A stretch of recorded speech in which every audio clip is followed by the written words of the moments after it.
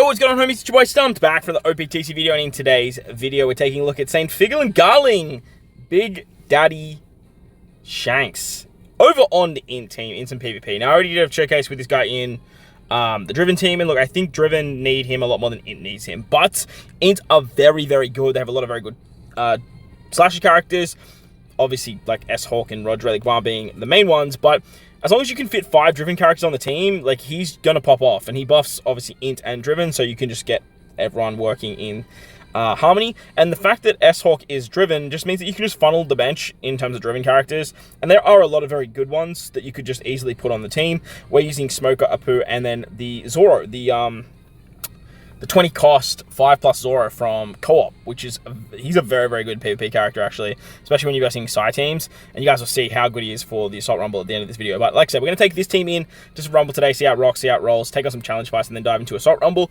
If you enjoyed the video, hit the like button, hit the subscribe button, do that good stuff. With that said, let's dive in. Alright, so as always, we're going to take on some of the harder challenge fights over in the PvP challenge mode, starting off with the Pikqchu fight, which, look, is arguably one of the harder fights. The Pikqchu fight, and look, I think the strength one's still pretty hard, the Sentamaru one.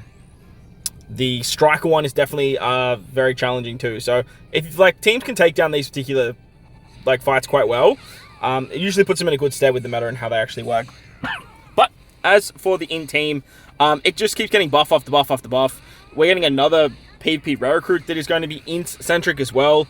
So just getting some more help for a team that is already like a top 3 team. But the upside to Garling is he can provide half stats, which is very, very valuable for his damage output. As long as you have 5 Driven characters on the team, he targets one enemy with the highest attack, halves the defense, and then lowers their defense by level 8, and then does a huge damage shot. This is like a monstrous damage shot. I think it's like 6 times his attack, which is ridiculously high.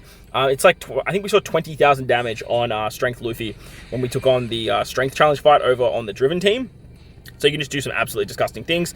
And then you partner that up with like the damage from Sabo, Drey and S-Hawk, and all of a sudden you're just sort of tearing through lineups. The upside to INT as well is INT are so bulky. Like, they have so much HP, they have so much defense, they can just weather shots, and then when you get the super special offer for Garling, you just do even more damage, which is just absolutely wild. Plus you get a massive level 9 defensive drop. Like the 10k there, just like not a lot of characters are surviving that, which is really, really nice. And on top of that, you've just got like Drey's damage for defense, S-Hawk's damage for defense, Sabo's damage for defense, and then even the waifus are doing damage too with their confusion tactics too. So at this particular point, like, look, we're taking a super special from Big Mom Katakuri, but we've already like taken out most of the big name players. We've done enough damage to sort of put us in a really good position that we can then rely on our back-ended damage to sort of help us out. The downside to this team obviously is the bench. The fact that we are running like Apu is pretty outdated. Smoker obviously isn't exactly what he once was, and then Zoro is really good against Psy. Like, you are going to find the team does struggle a little bit when it comes to sort of having your bench come through.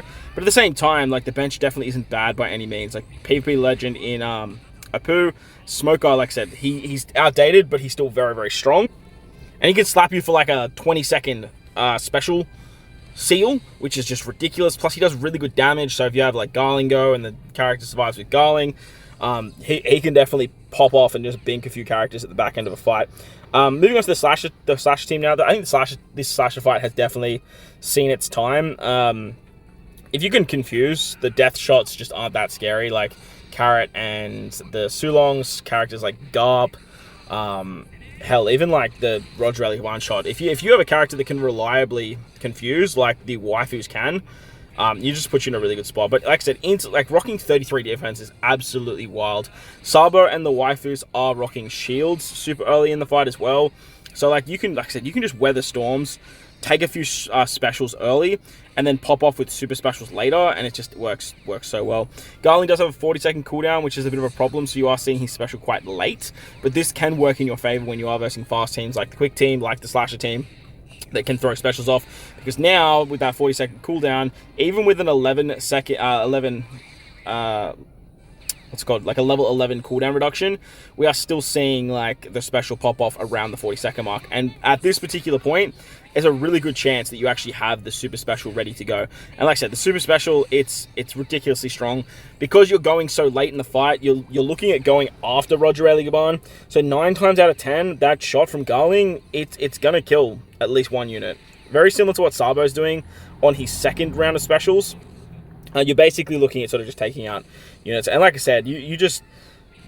any character that has a super special that goes after 2 special shots, it's so freaking strong. But big downside I do find to the INT team compared to the Driven team is the lack of attack. So what we're seeing from the Garling special is just, it's a lot lower than what we were seeing on the Driven team. The Driven team, he was hitting so hard. Like, he was hitting 20,000s, 17,000s as a proc after that. But that sort of comes with characters like Pikqchu and Blackbeard, who are lowering defense just in their passives. That's the big difference that we are seeing across the board here. But INT, look, I don't even think they really need Garling. Like, you can make him work on the team. But at the same time, I think just INT has so many really, really good and powerful options that he's not one that you have to go itching for to throw on the team or find a place on the team when you have Sabo, Yamato, the waifus, S-Hawk, Roger Gaban. Like, you can make it more cerebral-centric or striker-centric with the Lilith and Vega, what's it called? Can't remember what it's called. The Vega Force, that's what it's called. And then you've also got stuff like Verse Shanks you can throw into the mix too. So they're just in a really, really good spot. They're doing wonderful things on striker teams, on slasher teams. Like, they just work exceptionally. Downside I do find to Garling as well is because he's a slasher, he is taking the nerfs from the new Robin and Crocodile, Mr. Zero and Miss All Sunday. So like, you do have to compete with that as well. But the slasher side of Garling is greatly impacted by characters like Verse Shanks and characters like S-Hawk as well.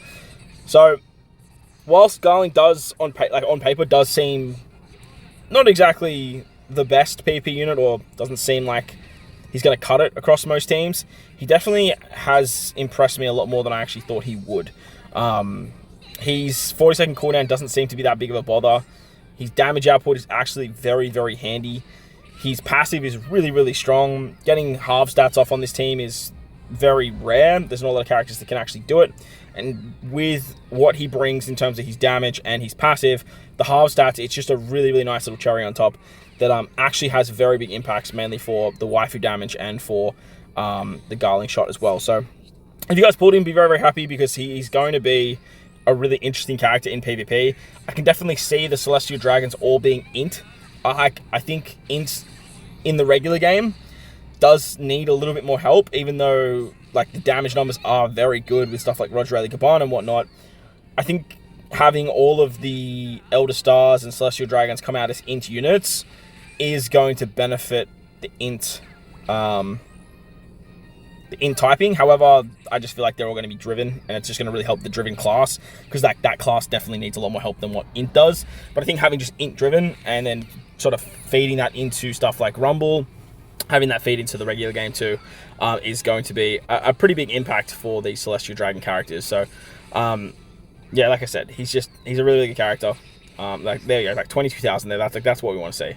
Like that type of damage is pretty damn crazy. And there's not, like I said, there's not a lot of characters that can kind of take that and go, yeah, cool. Like, I'm gonna be okay here.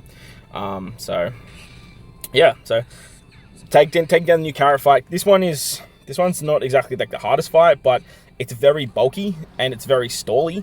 So you're gonna have to find a way to sort of get some damage output. And that's like why I really wanted to showcase this fight, because Garling definitely helps out with that sort of single target damage. And like I said, over on the Driven fight, we saw him just sort of take out characters like Luffy, for example, and sort of bink those big hitters, and really hone in and target on the damage deals on the opposite side.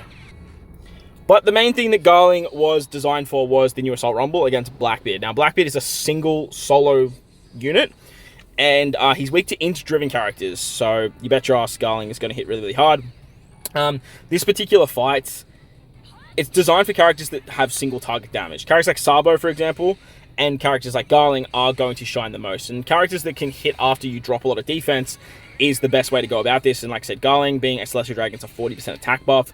So his specials hit ridiculously hard. We are rocking Apu, we are rocking Yamato and Top Musica. Then we have S-Hawk and Zoro. So we have our 5 driven characters. I'm not really sure if Top Musica is like the best character to use on this particular team. But I do find the half attack is very, very valuable.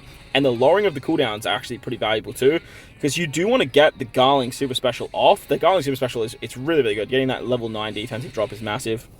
But even still, as long as you get the half stat, like 50k, it's a lot of damage, man. Like that's 100,000 of that damage. Like our damage just came straight there. Like even like Apu's hitting hard, but like he's only hitting what 48,000. That's one of the Garling shots that we saw there.